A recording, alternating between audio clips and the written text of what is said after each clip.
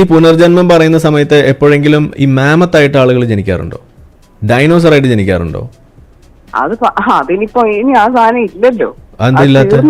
അത് ദൈവം ഉണ്ടാക്കിയതല്ലേ? അത് ദൈവം ഉണ്ടാക്കിയത് തന്നെയാണ്. ദൈവത്തിന്റെ തന്നെ ഒരു സൃഷ്ടി തന്നെയാണ്. നിങ്ങൾ ഈ പുനർജന്മം പറയുന്നുണ്ടെങ്കിൽ എന്തുകൊണ്ട് ഈ പുനർജന്മത്തിന്റെ ഭാഗമായിട്ട് ഇന്നൊരു ഡൈനോസർ ഉണ്ടാവുന്നില്ല?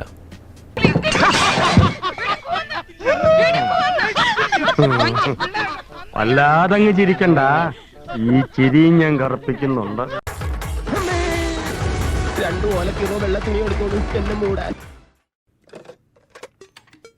Welcome to Koya calling. എന്റെ പേര് മഞ്ജിമ. ഞാൻ ട്രിവാൻഡ്രത്താണ് വിളിക്കുന്നത്. ഞാൻ ഈ വിശ്വാസത്തിലുള്ളതല്ല, ഞാൻ ഹിന്ദുവാണ്. ഞാൻ എന്റെ വിശ്വാസത്തിൽ അടിയുറച്ച് വിശ്വസിക്കുന്നതാണ്. കൊള്ളാം മോനെ, നിന്നെ ഞാൻ നിരുത്സാഹപ്പെടുത്തുന്നില്ല. പറയുന്നത് എന്താണ്, ഓരോ പുരാണത്തിനകത്തും ഓരോന്നിനകത്തും ഓരോ വിശ്വാസം മറ്റേ അവസാനിക്കും, പിന്നെയും ഉണ്ടാവും വർഷങ്ങൾക്ക് ശേഷം എന്നല്ലേ പറയുന്നത്. അതായത് ഞങ്ങളുടെ വിശ്വാസം അനുസരിച്ച് അങ്ങനെയാണ്. പക്ഷെ അത്രയും കാലം അത് ദൂരെ നിന്ന് മാറി ഇരുന്ന് അത് എഴുതിയെടുക്കാൻ പാകത്തിന് അന്ന് ആരെങ്കിലും ഉണ്ടാവുന്ന ഉറപ്പില്ല. പറയുന്നതിൽ എനിക്ക് ഏതായാലും വിശ്വാസമുണ്ട്. കാരണം 5000 വർഷം മുമ്പ് എഴുതിയ ഭാഗവതത്തിനകത്ത് ഒരു സ്ത്രീയുടെ ഗർഭപാത്രത്തിനകത്ത് ഒരു കുഞ്ഞിനുണ്ടാകുന്ന ചലനവും വലിപ്പവും വ്യത്യാസവും എല്ലാം എഴുതി വെക്കാൻ അറിവുള്ള ആൾക്കാരുണ്ടെങ്കിൽ ഭൂമിയുടെ അന്ത്യത്തിനെ കുറിച്ചും ഭൂമി പിന്നെ ഉണ്ടാകുന്നതിനെ കുറിച്ചും അത് തിരുത്താൻ പറ്റില്ല. ഭാഗവതം അന്ന് മുതലേ ഉള്ളതാണല്ലോ. എവിടെ പോയാലും ഇപ്പോൾ ആ സ്ക്രിപ്റ്റിന് മാറ്റമൊന്നും വരുത്താൻ പറ്റുന്നല്ലോ. ഇത്രയും ക്ലിയർ ആയിട്ട് എഴുതി വെക്കാൻ അന്ന് അറിവുള്ളവരുള്ളപ്പം ഭൂമി എല്ലാത്തിനും അവസാനം പിന്നെയും ഒരു പുനർജന്മം ഉണ്ടെന്ന് പറഞ്ഞു കഴിഞ്ഞാൽ അതിനെ തർക്കിക്കാൻ പറ്റുമോ? പുനർജന്മം എന്ന് പറയുമ്പോ എങ്ങനെയാ നിങ്ങൾ പുനർജന്മം അല്ലെങ്കിൽ പിന്നീട് മറ്റൊരിടത്തുണ്ടാവും, ഇനിയും ലൈഫ് ഉണ്ടാകാം എന്ന് പറഞ്ഞു കഴിഞ്ഞാൽ അതിനെ എതിർക്കാൻ പറ്റുമോ? എന്തൊക്കെയായിട്ടാ ഈ പുനർജന്മം എങ്ങനെയാണ്? പുനർജന്മം എങ്ങനെയാണോ അത് എന്തെന്ത് പുനർജന്മമാണ്? മനുഷ്യന്റെ ആണെങ്കിൽ എനിക്ക് പറയാം, അല്ലാണ്ട് ഭൂമിയുടെ ഈ ഭാഗവത്തിനകത്ത് മുഴുവൻ എഴുതി വെച്ചിരിക്കുന്ന ഇവിടെ എനിക്കിപ്പോ എക്സ്പ്ലെയിൻ ചെയ്യും. പുനർജന്മം എന്ന് പറയുന്ന സംഗതി മനുഷ്യന് മാത്രമേ ഉള്ളൂ? മനുഷ്യന് മാത്രമല്ല, എല്ലാത്തിനും ഉണ്ട്. ഉറുമ്പ് ഈ ജന്മത്തിൽ ഒരു ഉറുമ്പായിട്ട് ജീവിക്കുന്ന ഒരു ജന്തു, അതെ, അടുത്ത ജന്മത്തിൽ പിന്നെ എന്താവോ? ആനയാവോ? അതെ, അടുത്ത ജന്മത്തിൽ എന്താന്ന് എനിക്ക് എഴുതി വെക്കാൻ പറ്റില്ല. പക്ഷെ അതിന്റെ ആത്മാവിന് മരണമില്ല, എന്റെ ശരീരം മാത്രമേ നശിക്കുന്നുള്ളൂ എന്നാണ് എന്റെ വിശ്വാസം, അല്ലെങ്കിൽ ഞങ്ങൾ പഠിച്ചിരിക്കുന്നത്. അപ്പൊ നിങ്ങളിപ്പോ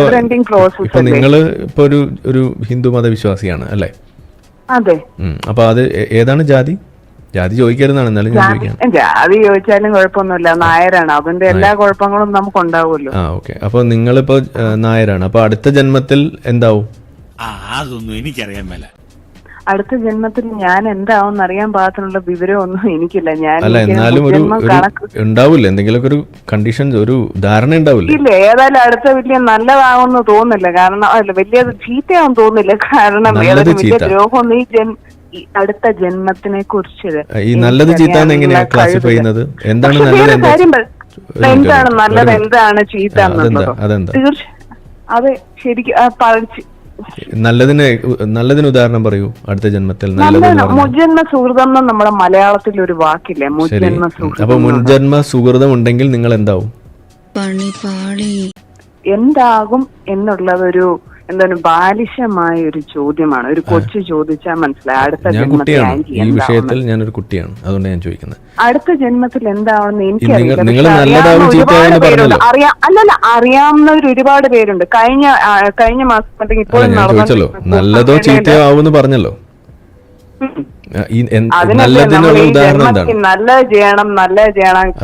അടുത്ത ജന്മത്തിൽ നല്ലതോ ചീത്തയോ ആകുമെന്ന് പറഞ്ഞില്ലേ? അതെ. എന്താണ് നല്ലത്, എന്താണ് ചീത്ത? അതിനൊരു ഉദാഹരണം പറയൂ. നല്ലതിനൊരു ഉദാഹരണം പറയൂ, ചീത്തയ്ക്ക് ഒരു ഉദാഹരണം പറയൂ. പറഞ്ഞുതരാം, വെരി സിമ്പിൾ. അതായത് നല്ലതിനൊരു ഉദാഹരണം, ഭാഗ്യമുള്ള ജന്മം നല്ലതാണ്, ഈശ്വരനിൽ വിശ്വാസം ഉണ്ടാവുന്ന നല്ലതാണ്. അത് മനസ്സിലായി. അടുത്ത ജന്മത്തിൽ നല്ല ജന്മം ചീത്ത ജന്മം എന്ന് പറയുമ്പോ എന്താണ് ആ ജന്മം? എങ്ങനെ ജന്മം നമുക്ക് അയ്യോ അത് നമുക്കറിയാമോ? നമ്മുടെ സാഹചര്യമാണ് നല്ലതും ചീത്തയാകും. അപ്പൊ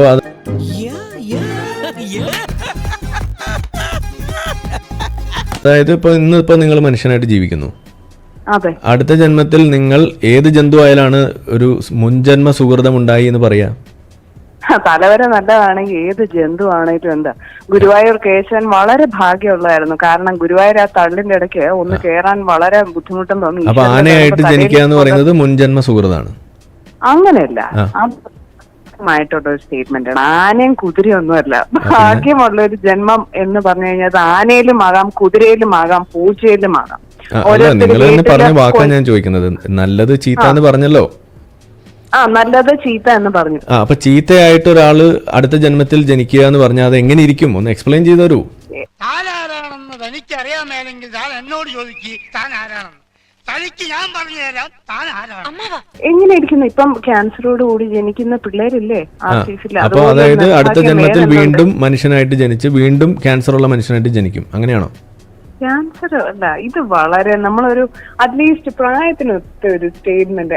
അങ്ങനെയാണോ? എനിക്കറിയാമോ, ഇതിനകത്ത് ഇല്ലോജിക്കൽ ആയിട്ടുള്ള കാര്യം ആയതുകൊണ്ടല്ലേ നമ്മൾ ചോദിക്കുന്നത്. അത് ഇതിലെങ്ങനെ പ്രായമാവുന്നത്? ഭാഗ്യമുള്ള ജന്മം എന്ന് പറഞ്ഞു കഴിഞ്ഞാൽ നല്ല അച്ഛനമ്മയ്ക്ക് ജനിക്കുന്ന ഒരു ഭാഗ്യമാണ്. നല്ല അച്ഛനും അമ്മയ്ക്ക് ായിട്ട് ജനിച്ചാലും നല്ല വീട്ടിൽ നല്ല രീതിയിൽ വളരാൻ പറ്റിയാൽ അതും ഭാഗ്യമുള്ള ജന്മമാകാം. ഹോട്ടലിലെ വരാന്തയിൽ കൂടെ നടക്കും, തിളച്ച വെള്ളം ഒഴിച്ച് ഒരു സൈഡ് പൊള്ളിയതും വണ്ടി കയറി ഒരു കാല് ഒടിഞ്ഞാലും അത് നിർഭാഗ്യമുള്ള ജന്മമാകാം. ഒരു പ്രത്യേക ജീവിതമല്ലേ? പുനർജന്മം തന്നെയല്ലേ? പുനർജന്മമല്ലേ? മതത്തെ പിടിക്കുമ്പോഴല്ലേ പ്രശ്നം.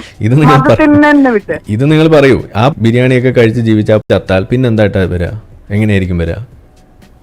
അതെന്ത് ബാലിശമായിട്ടുള്ള ചോദ്യം. പുനർജന്മം പുനർജന്മം എക്സ്പ്ലെയിൻ ചെയ്തു തരൂ എങ്ങനെയാന്ന്.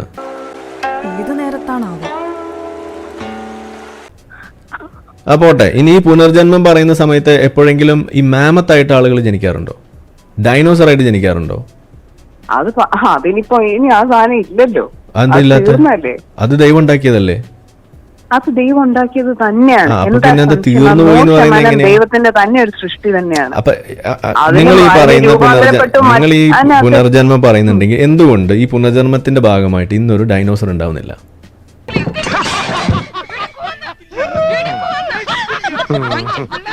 വല്ലാതങ്ങ് ചിരിക്കണ്ട, ഈ ചിരി ഞാൻ കറുപ്പിക്കുന്നുണ്ട്. സുഹൃത്തെ, അത് ഈ ഭൂമി തന്നെ ഇല്ല. പക്ഷെ അതിനകത്ത് സാധനമില്ലേ? അതിനകത്ത് സാധനം ഉണ്ടായിരുന്നില്ലേ? ഒരു ഇന്ന് നമ്മുടെ ഭൂമി ഉപരിതലത്തിൽ ഡൈനോസറിന് ജീവിക്കാൻ പറ്റാത്ത ഒരു സാഹചര്യം എന്താ ഉള്ളത്? ജീവിക്കാൻ പറ്റാത്ത സാഹചര്യമല്ല, അതിന്റെ അറ്റ് പോയതല്ലേ? ആരാണ് വംശം കത്തിച്ച് കളഞ്ഞത്? എന്തുകൊണ്ട് പുനർജന്മത്തിൽ ഉണ്ടായിക്കൂടാ?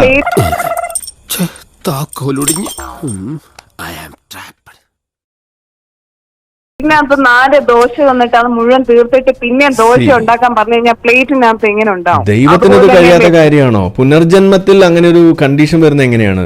എക്സ്റ്റിങ്ക്ട് ആയി പോകുന്ന ജീവികളൊന്നും പുനർജന്മത്തിൽ വരില്ല എന്ന് പറയുന്നത് ശരിയല്ല. ഡോഡോ എന്ന് പറഞ്ഞ പക്ഷിയും ഈ ലോകത്തൊന്നും അതെ, അത് വരുന്നില്ല. അതെ, അത് ഫ്ലൈയിങ് മറ്റേ പല സാധനങ്ങളുണ്ടല്ലോ, വെറൈറ്റീസ് ഉണ്ടല്ലോ. ഡൈനോസോഴ്സ് പല തരത്തിലുള്ളതുണ്ട്, പറക്കുന്നുണ്ട്, അല്ലാത്തതുണ്ട്. ഇതൊന്നും വരുന്നില്ല.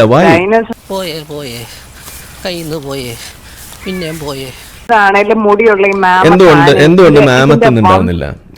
ഈ പുനർജന്മത്തിലൂടെ എന്തുകൊണ്ടാണ് ഇന്നൊരു മാമത്ത് ഉണ്ടാവാത്ത? പുനർജന്മത്തിലൂടെ പുതിയ പുതിയ സാധനങ്ങളാണോ സുഹൃത്തെ? പുതിയതല്ലല്ലോ, ഇവിടെ ഉണ്ടായിരുന്ന ജന്തു അല്ലേ? അതിന്റെ വേരറ്റ് പോയത്. പുനർജന്മത്തിൽ എന്താണ് ഈ വേരറ്റ് പോവാന്ന് പറയുന്ന ഒരു കണ്ടീഷൻ വരുന്നത്? അത് വേരറ്റ് പോയ സാധനം ഒഴിച്ചുള്ള സാധനം മാത്രമേ പുനർജനിക്കൂ എന്നുള്ളതാണോ അപ്പൊ നിങ്ങളുടെ കണ്ടീഷൻ? അത് ഉത്തരം പറ. അങ്ങനെ എവിടെ എഴുതി വെച്ചിട്ടുണ്ടോ നിങ്ങളുടെ കിതാബില്? പുനർജന്മം ഉണ്ട് എന്ന് എഴുതി വെച്ചിട്ടുണ്ടെങ്കിൽ അതിൽ ആ കണ്ടീഷൻ പറയണ്ടേ? അങ്ങനെയാണെങ്കിൽ വേരറ്റ് പോകാത്ത ജന്തുക്കൾ മാത്രമേ ഉണ്ടാവുള്ളൂ എന്ന് എവിടെ എഴുതി വെച്ചിട്ടുണ്ടോ? ഉണ്ടോ? അതെന്താണ്? നിങ്ങൾ എനിക്ക് എക്സ്പ്ലെയിൻ ചെയ്ത് ഒന്ന് എന്നെ കൺവിൻസ് ചെയ്യൂ. എന്തുകൊണ്ട് പുനർജന്മത്തിൽ ഡൈനോസോഴ്സ് ഉണ്ടാവുന്നില്ല? അത് ബരമ ബഴക്കോ കൊടുത്തു എന്ന് പറഞ്ഞാൽ അറബിൽ പോകാൻ തിടുക്കമുണ്ടോ എന്നർത്ഥം. അല്ലാതെ വൈ ചേച്ചി, ഞാൻ ഇവിടുത്തെ പുനർജന്മത്തിൽ ഡൈനോസർ ഉണ്ടായ വളരെ ഒരു എന്താ ബ്ലണ്ട് ആയിട്ടുള്ള, അതെങ്ങനെ അത് ബ്ലണ്ടാണ്? എന്ത് സംശയമാണ്? DNA ഒന്നും ഇല്ലാത്ത അപ്പൊ ദൈവത്തിന് ഈ സാധനം ഉണ്ടാവണമെങ്കിൽ പുനർജനിക്ക് DNA ഒക്കെ വേണം.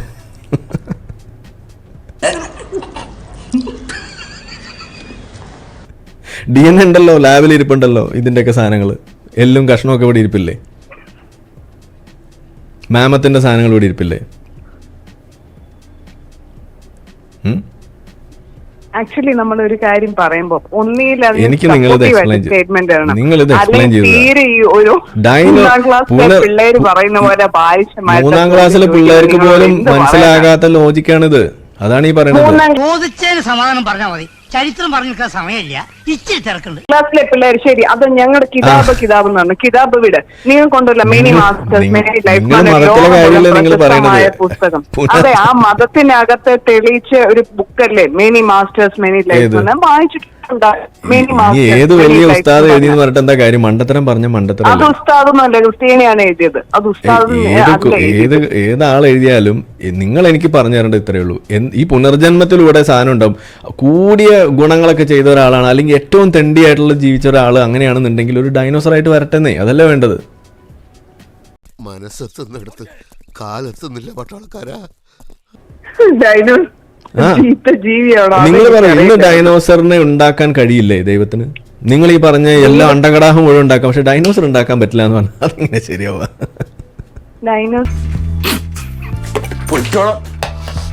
ഞാൻ ചിരിച്ചു പോയനെ.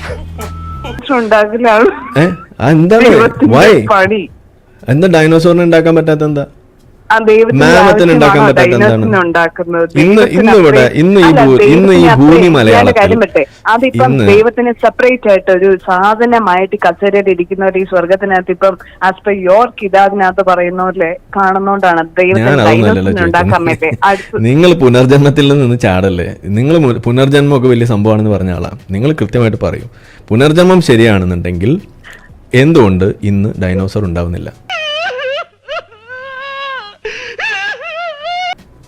ഡൈനോസർ ആകാൻ മാത്രം ആരും അതപ്പതിക്കാത്തോണ്ടാണോ? അത്രയും തെണ്ടി ആരും ഇല്ലാത്തോണ്ടാണോ? അത്രയും മുൻജന്മ പാപമൊന്നും ആരും ചെയ്യാത്തോണ്ടാണോ ആരും ഡൈനോസർ ഒരു DNA പോലും ബാക്കി വെക്കാതെ? ചേച്ചിയെ കയ്യിന്ന് പോയി. ചേച്ചി ഒന്നുമല്ല, എനിക്ക് വലിയ പ്രായം സാറല്ല, കയ്യിന്ന് പോയി, കാര്യാക്കണ്ട. കയ്യിന്ന് പോയതല്ല, ഇത് യാതൊരു ഒരു വിവരമില്ലാത്തൊരു ചോദ്യമാണ്. ഉണ്ടാക്കലാണോ? ചേച്ചിക്ക് വിവരം ഉണ്ടല്ലോ, ഒന്ന് എനിക്ക് പറഞ്ഞു തരൂ, എന്തുകൊണ്ടാണ് ഡൈനോസർ ഉണ്ടാവാത്തെന്ന് പറയൂ. അതാണ്. അയ്യോ ഞാനല്ല, ഞാനൊരു ഉദാഹരണത്തിന് പര്യായം പറഞ്ഞതേ ഉള്ളൂ. എന്താണ് ലിമിറ്റേഷൻ? ഇന്ന് ഈ ഭൂഗോളത്തിൽ ഒരു ഡൈനോസർ വന്നാൽ ജീവിക്കാനുള്ള എല്ലാ സാധനമില്ലേ ഇവിടെ? തിന്നാൻ ആനയുണ്ട്, തിമിംഗലമുണ്ട്, ഉറാങ്കുട്ടാനുണ്ട്, എന്തിനു വേണേലും പിടിച്ചു തന്നൂടെ? മനുഷ്യന്മാരെ വരെ പിടിച്ചു തിന്നാം, ഇഷ്ടം പോലെ തിന്നാനുണ്ട്.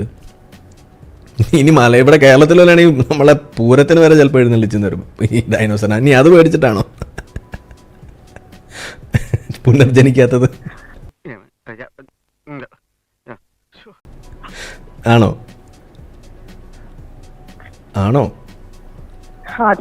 അല്ല. അപ്പൊ ശരി, പോയി ദൈവത്തിന്റെ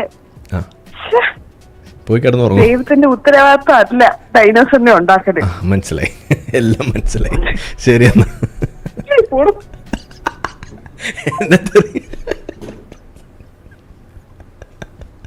എന്നെ വിളിച്ചിട്ട് എന്താ കാര്യം?